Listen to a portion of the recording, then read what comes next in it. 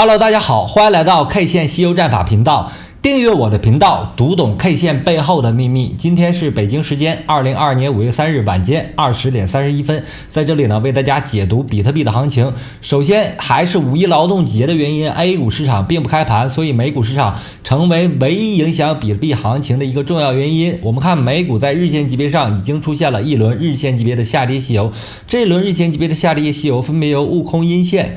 八戒阴线组、沙僧阴线组和昨天发生的唐僧阴线构成。我们看到这个唐僧阴线非常特殊，它是一个阳线，但实际上呢，它是在下杀完成之后的反弹最终呢形成了它的一个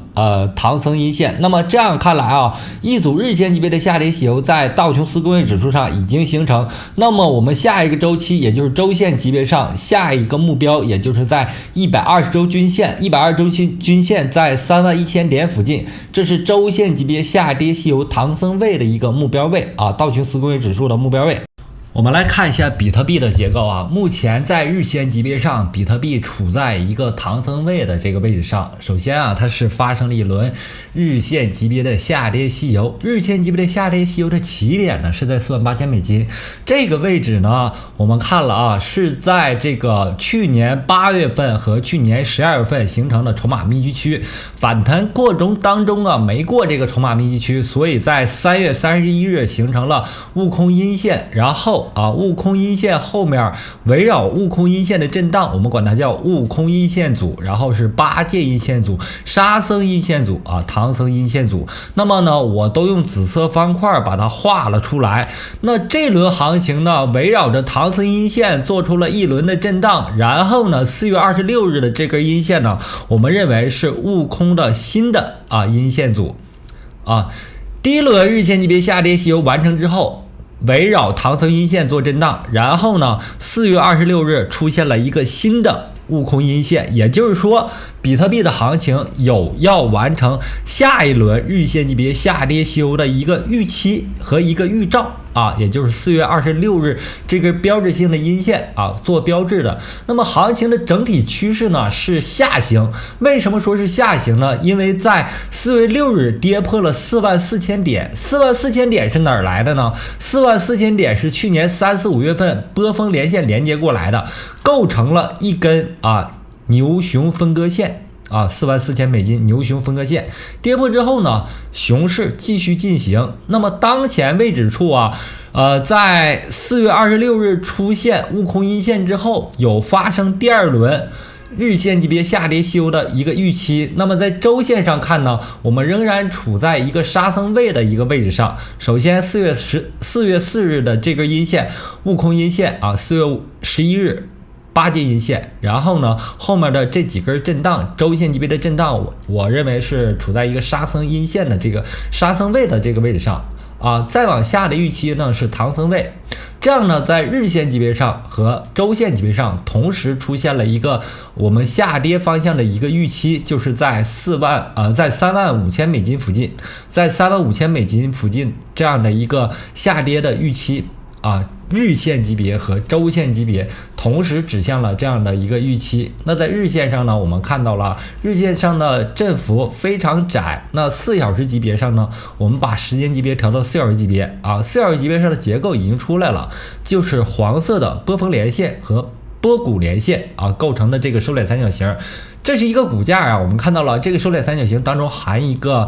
矩形，这个矩形呢是我们刚才说的唐僧阴线的这个势力范围然后呢4月26日出现标志性阴线，4月26日这个标志性阴线呢，我们认为是一个悟空阴线再往下我们看到35000美金。那在这样的震荡过程当中，我认为如果反弹能够到达这个矩形的中心线的这个位置上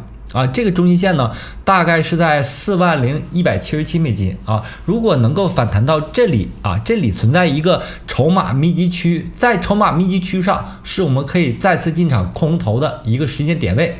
啊一个价格的点位啊，也就是在40100美金附近啊，在这里进场的话，上方有个阻力位，大概是在41500。这个阻力位是怎么来的呢？是波谷连线，黄色的波谷连线连接过来的啊。这样在行情当中，你在趋势上啊，你要进场空单啊，这是毫无质疑的。那第二呢，在位置上啊，如果能够反弹到这个箱体中部白色线这里，是一个可以进场的位置。那在下跌的趋势过程当中，如果出现新低啊，你可以追空。追空的时候啊，进场的点位大概是在37500美金附近。如果在这个位置追空的话，那你止损位，我认为设置到38500啊，这样设置止损是比较合理的。啊，行情当中啊，一定是以小博大，而不是以大博小啊。在下跌趋势已经确定的情况下，找到一个反弹进场的位置，找到一个追击进场的位置啊，这样位置你也找到了啊。第三个方面呢，就是控制你的仓位啊，一定要逐步的进场啊。比如说我们是一艘潜艇，一艘核潜艇要打一艘航空母舰，我们肯定是3枚鱼雷发射过去，命中率比1枚鱼雷命中率要高得多。所以呢，在仓位控制上也要控制自己，尽量多点位进入啊，多点位进入，多仓位进入，这就相当于你的鱼雷发射的个数多一些啊，这样呢节省子弹，节省成本，命中率更高。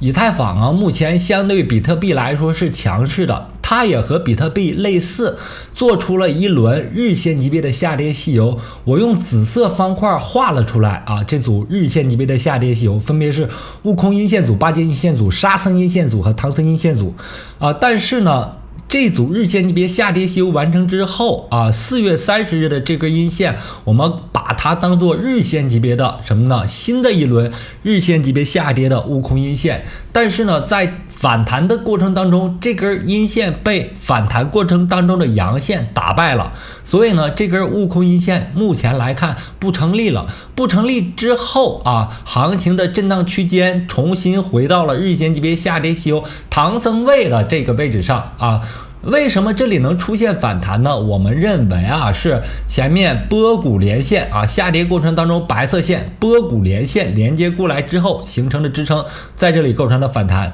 但是呢，日线级别下跌之后，我们认为在周线级别上啊，这轮下跌还会继续下去。目前呢，处在周线级别下跌过程当中的一个沙僧位的位置上，所以呢，这里出现了一个支撑位引起的反弹，同时也是沙僧位造成的反弹。沙僧位为什么会反弹呢？我们说了啊，沙僧位代表了我们的人生，类似于我们的人生多震荡，所以呢，这轮反弹呢，如果能反弹到2900美金附近的话，我们还可以继续做空。那这样的反弹呢，是再次给了我们进场空头一个机会。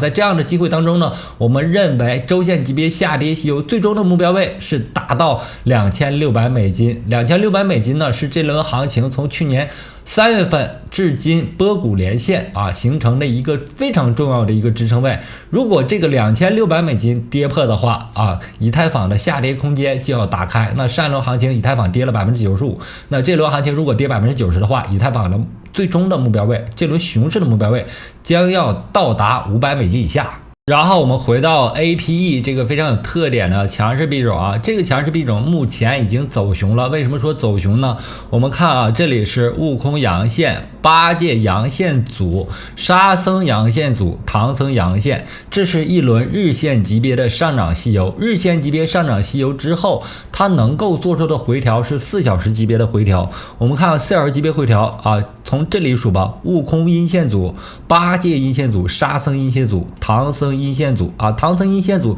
正常应该是结束开始，如果是4小时级别4小时级别下跌的话啊，4小时级别调整的话啊，它应该出现一个围绕这个缺口的一个修复动作。那它又重新跌破了4小时级别，跌破了4小时级别呢，它就发生了一个日线级别的下跌。日线级别的上涨对应了日线级别的下跌，我们看到啊，行情当中一个日线级别的上涨细游对应了一个日线级别的下跌细游，那么它就发生了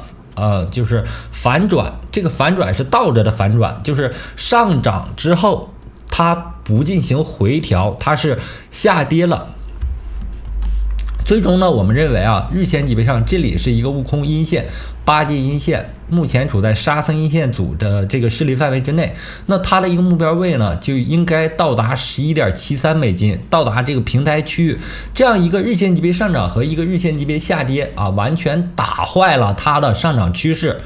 所以呢，我说APE 和 GMT 出现了一定的分歧。那 GMT 怎么看呢？GMT 首先是在日线级别上，它处在一个第三轮日线级别上涨的一个上涨西游的一个区间。首先呢，这里日线级别我们看到了第一轮日线级别上涨，然后4小时级别调整；第二轮日线级别上涨，然后黄色线我画出了这个4小时级别的调整。我们打开这个4小时级别调整我们看到了这个黄色线4小时级别的调整是这样发生的。那我们刚才看到 APE 的它的调整是跌破了4小时级别下跌西游之后，跌破了。这个4小时级别下跌西游完成之后跌破了，它形成了一个日线级别下跌，所以呢它的上涨趋势结束。那 GMT 呢不一样， GMT 出现了日线级别的，我们看现在是日线级别在这个位置，4月18日是悟空阳线，然后是八阶阳线，目前的震荡仍然处在八阶阳线的势力范围，它做出的是一个4小时级别的调整4小时级别的震荡调整，依然围绕这个黄色线我画出来的这个震荡区间来进行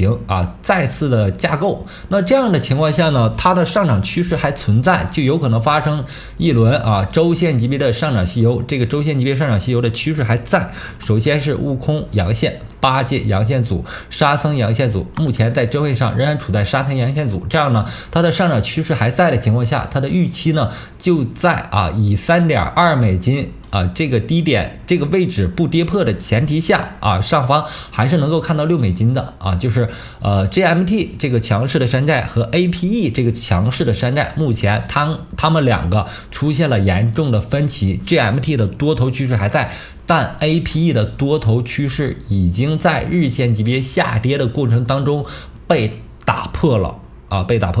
那么今天的节目就到这里，非常感谢大家一直以来的支持和观看，同时希望大家能够订阅我的频道，加入我的 Telegram 群或者微信，感谢大家，再见。